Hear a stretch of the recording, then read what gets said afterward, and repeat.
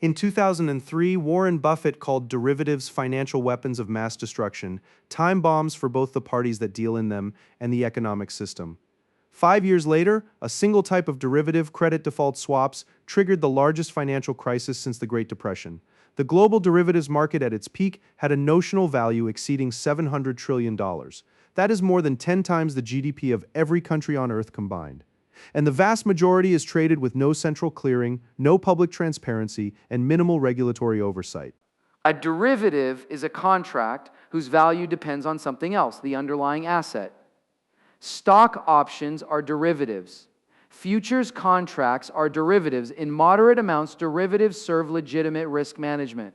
The problem arises when they're used not to hedge existing risk, but to create leveraged bets on outcomes, bets that can exceed the underlying asset's value by orders of magnitude.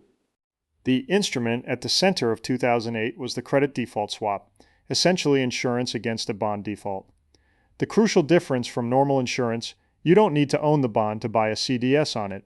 Anyone can buy insurance on a bond they don't hold, effectively betting it will fail. AIG's financial products division sold $440 billion in credit default swaps, guaranteeing bonds they had never analyzed, in amounts that exceeded AIG's total assets by a factor of 30. When mortgage-backed securities began failing in 2007, the CDSs written against them had to pay out. AIG couldn't. The Federal Reserve bailed out AIG with $182 billion in emergency loans, not to save AIG, but to prevent the counterparties from failing. Those counterparties included Goldman Sachs, which had bought $12.9 billion in CDS protection from AIG.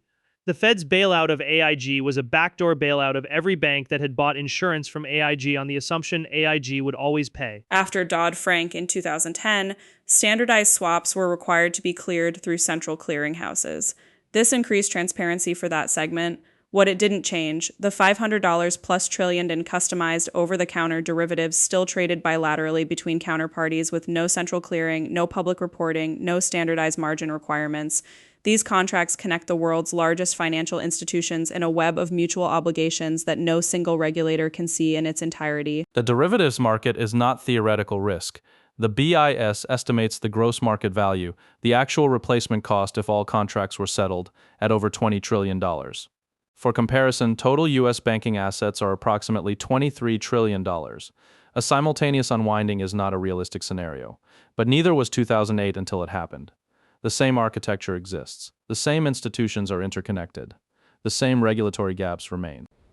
In 2009, Obama called for comprehensive derivatives reform. Dodd-Frank passed in 2010. By 2018, much of it had been weakened. The lobbying effort between 2010 and 2020 spent approximately $2 billion. That $2 billion protected a market generating approximately $30 billion annually in fees for the same dealers. The numbers explain the politics every time. Subscribe.